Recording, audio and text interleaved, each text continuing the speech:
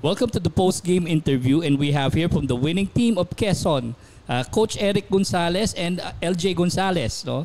And siguro I have to begin with LJ, no? And what a way for you to bounce back big dito sa game 2. No? What were the adjustments made by the team, no, knowing na nakuha ng Nueva Ecija yung game 1? Unang-una siguro, nagpapasalamat kami kay God na binigay yung panalo sa amin, and talagang sinabi ko sa sarili ko na kahit na mapagod na ako sa depensa, basta yun nga, sinabi sa press con ni coach na depensa magpapanalo sa amin, and talagang ginawa ko lang yung best ko, nagtrabaho ako, and yun nga, yung utos ng mga coaches sa akin na dumepensa lang ako, and yun, nakuha namin yung panalo, and inaalay ko rin tong game na to para sa mga kuya namin na injured, na sila Kuya Prince, si Simon, si Kuya Gab, sila Kuya Tamsi. Yun talaga nagtatak sa isip ko na gusto kong bumawi kasi ayaw kong na natatalo rin eh. And yun. Okay. Balik tayo sa Quezon sa game. Coach, hard-fought game, no? As expected. Hindi lang dahil sa emotionally, but also highly physical yung encounter. Is this something that you have expected? Unang-una, pasalamat din po ako kay God for giving us encouragement in His Word na ang message kasi sa amin, do not be afraid. Okay? Be strong and courageous. So yun ang tinuturo namin kanina. Kinig ulit kami ng message about it na we have to play 100% kasama ang kabuang pagkatao at dibdib natin.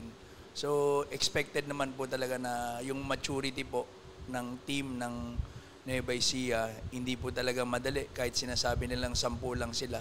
Pero matitibay po na 10 yun. Wala akong Walang tapon. Wala akong tapon. Kaya nagpapasalamat po ako sa Diyos na tumulong sa amin at sa team, sa coaching staff, kila Coach Richie, kila Coach Nas, lahat po, coaching staff.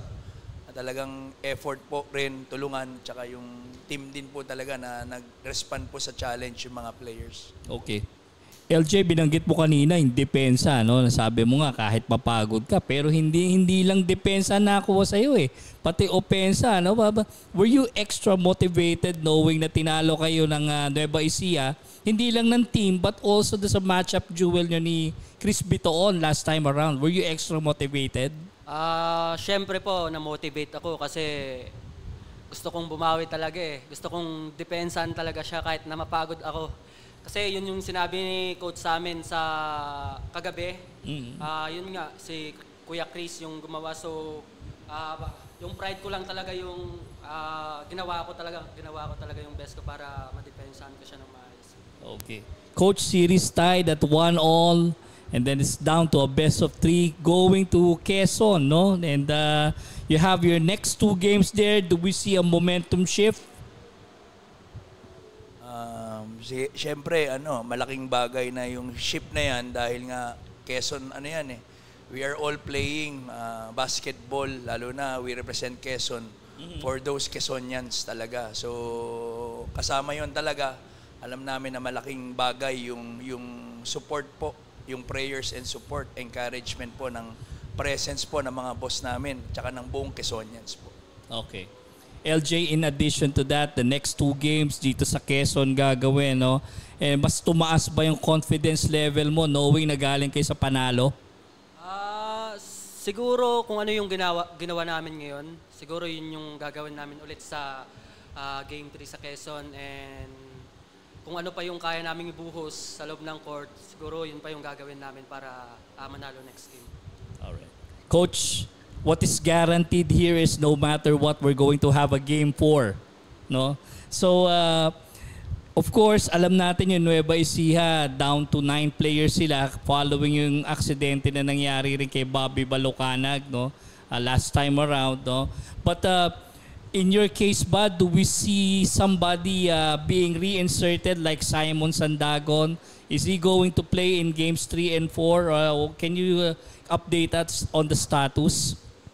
Masakit po talaga yung tahi niya. Kami po kasi, syempre, unahin namin yung makabubuti po sa player. So, yun po kami. Depende po sa kanya. Call niya po yun. Basta sabi nga po namin, magpagaling po sila nila Prince, lahat po ng mga players. So, call na po nila yun. Okay, right. So that wraps up our post-game interview. Thank you so much and congratulations to you, Coach Eric and LJ.